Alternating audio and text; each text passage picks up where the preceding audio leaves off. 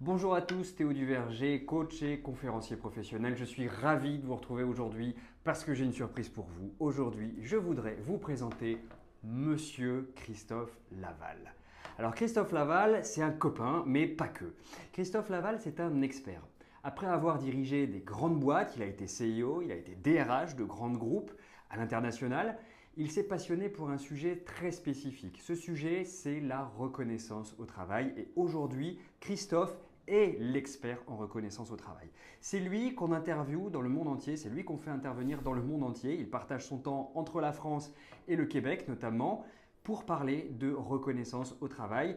J'ai assisté à une de ses conférences en Afrique du Sud il y a peu de temps. J'ai trouvé le sujet passionnant. J'ai trouvé qu'il y avait vraiment beaucoup de choses qui pourraient aussi vous intéresser et que vous allez pouvoir découvrir maintenant. Mesdames et messieurs, Christophe Laval. Bonjour Christophe. Bonjour, monsieur Théo Duverger. Ça va bien? Ça va super. Je suis vraiment super content que tu sois là parce que tu n'es pas souvent dans le coin. Donc, comme je disais, tu partages toujours ta vie entre deux avions. Donc, et puis je vis sur la côte basque, ce qui simplifie pas et les en choses. plus, tu vis sur la côte basse, donc ça ne simplifie pas les choses. Mais merci d'être là, merci de nous donner un petit peu de ton temps. Merci d'expliquer aux personnes qui nous suivent ce sujet aussi passionnant qu'est la reconnaissance au travail. Comme je disais, on s'est vu il y a peu de temps, on s'est vu dans le cadre d'une conférence, on a partagé la scène et tu nous as parlé de la reconnaissance au travail. Alors la reconnaissance au travail, pour moi, j'avais une préconception de tout ça. Je pensais que c'était vraiment un détail, je pensais que c'était anecdotique. Et tu nous as parlé de ce domaine en nous disant que non, c'est absolument pas anecdotique. Ça a un impact sur la qualité de vie au travail, donc un impact sur les qualités, on va dire, psychiques de la personne qui va recevoir ou pas de la reconnaissance. Et pour l'entreprise, ça va aussi nettement améliorer la productivité, le chiffre d'affaires. Donc finalement, c'est tout bénef, quoi. Est-ce que tu peux nous dire vraiment ce que c'est que la reconnaissance au travail, comment on l'applique, comment on la pratique? Alors avec plaisir, et c'est vrai que le sujet est vaste et que souvent d'ailleurs c'est probablement un peu plus vaste qu'on ne l'imagine. Pourquoi? Parce que la reconnaissance c'est une question de perception individuelle, ce qui signifie qu'il y a autant de définitions que d'interlocuteurs, ce qui ne simplifie pas les choses. Évidemment. Quand on est dans le monde du travail, parce que moi je rencontre très souvent des managers qui disent qu'ils sont à peu près convaincus qu'il n'y a pas suffisamment de reconnaissance ressentie par leurs collaborateurs, mais ensuite ils disent comment je peux faire bouger les lignes. C'est ça, quoi. C'est bien joli, mais faire comment bouger on les fait choses, dans la mesure où quand je parle à monsieur X ou madame Y dans mon équipe, eh bien je me rends compte qu'ils ont des attentes qui sont différentes. Oui.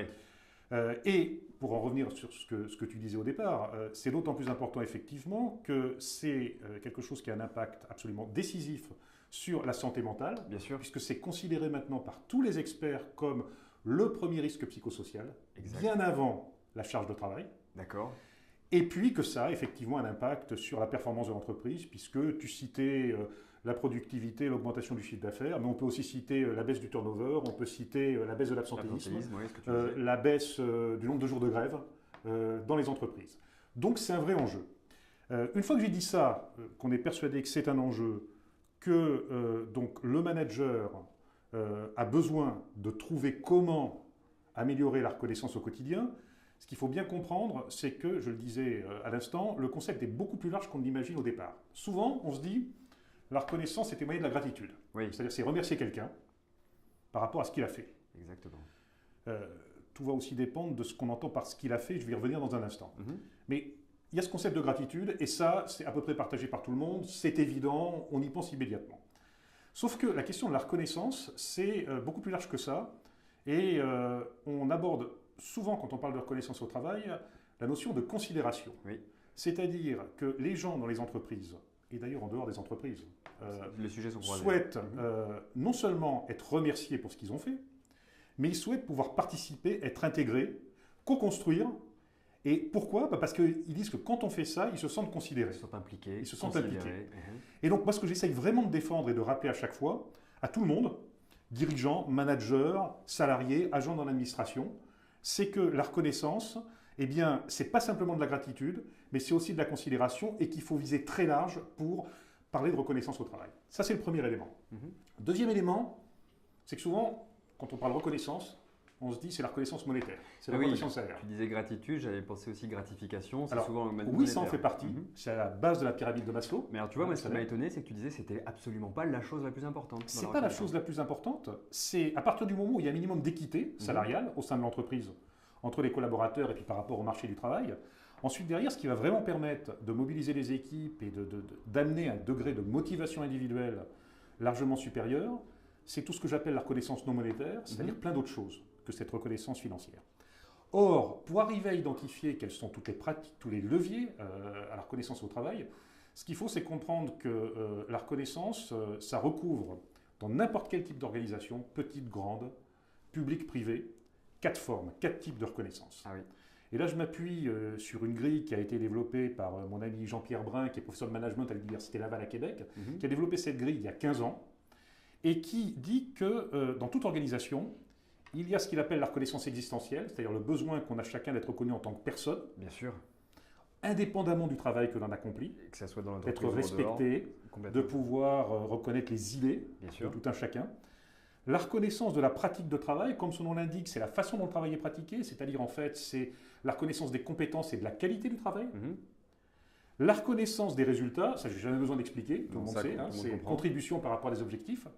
Et puis la dernière forme de reconnaissance sur laquelle je veux toujours beaucoup insister, parce que c'est le parent pauvre de toutes les organisations, c'est la reconnaissance de l'investissement dans le travail, Oui. dit autrement la reconnaissance des efforts, de l'énergie, Qui ont été accomplis. même si les résultats ne suivent pas toujours. Ça, c'est probablement plus compliqué à Et faire tu passer. dois, toi qui interviens aussi en entreprise, entendre souvent des managers ou des dirigeants qui disent il n'y a que le résultat qui compte. Eh Ben non, oui, il n'y a mais pas non. que le résultat Eh oui, mais qui non. compte. Eh oui, mais non, Voilà. justement. Exactement. Donc c'est une longue réponse, mais pour montrer que cette question de la reconnaissance, elle est plus large qu'on l'imagine, Bien sûr. elle varie selon les interlocuteurs.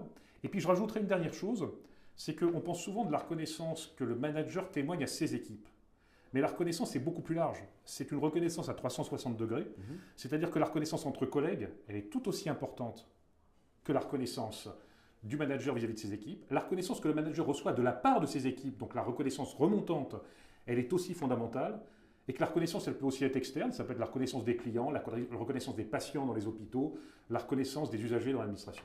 D'accord. Des domaines dans lesquels tu es aussi intervenu. Absolument, absolument. Alors moi, ça me fait penser, tu vois, en coaching, on a quelque chose, en psychologie, on a quelque chose assez connu, on appelle ça l'effet Pygmalion. L'effet Pygmalion, c'est si tu donnes confiance à quelqu'un en lui apportant eh bien, des comportements positifs, justement de la reconnaissance, cette personne va acquérir des compétences parce qu'elle va acquérir des nouvelles croyances sur elle-même. Elle va se dire « je suis capable, je mérite, je vaux le coup ». Et on s'est aperçu que quand on nourrit quelqu'un avec ce genre de reconnaissance, de validation, d'appréciation, de comportements positifs, cette personne devient meilleure, plus efficace, voire même, on a vu chez certains enfants que le QI avait augmenté. Donc, c'est finalement assez proche de cet effet Pygmalion. On joue complètement là-dessus quand on parle de reconnaissance au travail. C'est extrêmement proche, tu as complètement raison. On est dans le renforcement positif quand on parle de reconnaissance au travail. On est dans quelque chose qui est de plus en plus cité par les entreprises comme un vrai enjeu. Et quand je dis par les entreprises, ce qui est intéressant, c'est vraiment les CEO, les dirigeants d'entreprise qui considèrent que c'est une vraie préoccupation, c'est la notion d'engagement. Or, la recherche montre globalement qu'il y a plus de 50% de l'engagement qui est créé par la reconnaissance. D'accord.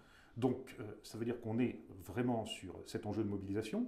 Et puis, pour revenir à ce que tu disais sur l'effet Pygmalion, auquel je souscris à 150%, moi je voudrais rajouter deux choses. C'est que, et ça c'est assez facile à imaginer et c'est plutôt intuitif, la reconnaissance, ça permet à celui qui va recevoir de la reconnaissance de se sentir mieux, donc d'accroître son bien-être au travail, l'estime qu'il a de lui-même. Mais les neurosciences montrent aussi que la reconnaissance, le fait d'en témoigner, ça permet à celui qui témoigne de la reconnaissance aux autres de se sentir également mieux. Bien sûr. Donc on est vraiment dans quelque chose qui est une spirale tout à fait positive. Exactement, c'est un cercle vertueux. C'est un cercle vertueux, exactement. Alors on peut voir de plus en plus ce qu'on appelle la parentalité positive. La parentalité où justement on va encourager ses enfants, on va valoriser ses enfants, beaucoup plus que ce qu'on pouvait voir il y a encore quelques années où c'était plus un système répressif. Tu es en train de me dire que dans l'entreprise, c'est exactement la même chose qui est en train de se passer. Moi ma question c'est, est-ce qu'aujourd'hui il y a une vraie appétence pour tes compétences en entreprise? Est-ce qu'aujourd'hui, il y a une prise de conscience de oui, il y a besoin de reconnaissance au travail, donc j'appelle Christophe, ou est-ce que tu dois encore, toi, quelque part, eh bien, éduquer tes prospects qui sont des managers, des dirigeants? J'ai envie de te répondre oui et non. Alors on va commencer par le oui, et puis ensuite on va sur le le non. Le oui, c'est que moi ça fait 10 ans que je m'intéresse vraiment au sujet, que je fais de la recherche, que j'ai écrit des livres sur le sujet. Oui. Je me rends compte qu'aujourd'hui, incontestablement, on parle beaucoup plus de reconnaissance, on comprend beaucoup plus que c'est un vrai enjeu dans l'entreprise qu'en 2008, quand j'ai commencé à m'intéresser au sujet. Donc ça c'est oui, ça bouge. Très bien. Ce n'est pas encore la majorité des entreprises, malheureusement, mais en tout cas, la prise de conscience est là. Tant mieux. Le non, c'est qu'il y a des barrières à franchir. Lesquelles? Et notamment une que tu viens d'évoquer et qui, moi, me frappe beaucoup en termes de culture par rapport au Canada. Le management autoritaire. Le management autoritaire, la distance hiérarchique que tout manager considère comme absolument nécessaire pour être efficace, alors que c'est totalement le contraire. Notre système éducatif qui fait qu'en France. Et ça, c'est prouvé. Hein. Absolument, ça, prouvé. Absolument. Tu ne te bases pas sur des choses juste de l'expérimentation, c'est prouvé. Il y a des recherches qui ont montré ça. C'est prouvé. On montre que les organisations qui sont beaucoup plus dans une logique de confiance, plutôt que dans des organisations qui sont dans des logiques de contrôle, vont donc être beaucoup plus enclines à générer de la reconnaissance dans les pratiques managériales ou entre collègues, et que donc du coup, on génère de la performance. Donc ça, c'était vraiment la partie oui. La partie non, dont je viens de parler à l'instant, là, je rajouterai deux choses. C'est d'une part, c'est cette question culturelle. On a quand même tendance dans notre pays à plutôt regarder la moitié vide du verre que la moitié pleine. Ce qui ne va pas, que ce qui va bien. On a un mode d'éducation qui, jusqu'à une période récente, ça commence heureusement à changer un peu, est plutôt dans une logique de contrôle et de sanction. Et de punition. Voilà, moi je dis toujours dans mes conférences que quand j'avais des enfants en âge scolaire, j'essayais de me l'appliquer à moi-même, mais que quand ils reviennent avec 4 bonnes notes et une mauvaise note, qu'est-ce qu'on regarde? Plutôt la mauvaise.